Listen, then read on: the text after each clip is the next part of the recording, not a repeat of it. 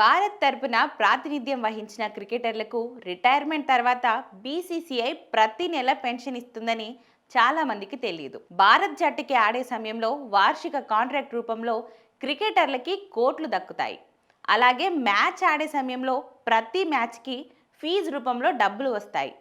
ఇక రిటైర్మెంట్ తర్వాత కూడా యాడ్స్ రూపంలో కోట్లు సంపాదిస్తున్న క్రికెటర్లు ఉన్నారు. కానీ బీసీసీఐ మాత్రం రిటైర్ అయిన ప్రతి ఆటగాడికి గౌరవంగా పెన్షన్ ఇస్తుంది. క్రికెటర్లకు మాత్రమే కాదు, అంపైర్లకి కూడా బీసీసీఐ పెన్షన్ ఇస్తుంది. క్రికెటర్లు ఆడిన టెస్ట్లు, వన్డేలు, టీ20 మ్యాచ్ల ఆధారంగా గ్రేడ్స్ విభజించి పెన్షన్ అందజేస్తుంది. ఇక సచిన్ టెండూల్కర్, సునీల్ గవాస్కర్, మహేంద్ర సింగ్ ధోని, యువరాజ్ సింగ్, రవిశాస్త్రి, మహ్మద్ కైఫ్, సురేష్ రైనా ఇలా వందలాది మంది క్రికెటర్లు పెన్షన్ అందుకుంటున్నారు.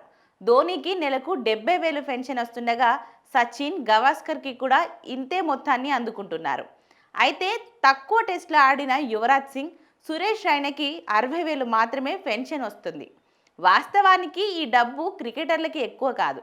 కానీ బీసీసీఐ నుంచి ఈ పెన్షన్ను ఓ గౌరవంగా క్రికెటర్లు భావిస్తుంటారు.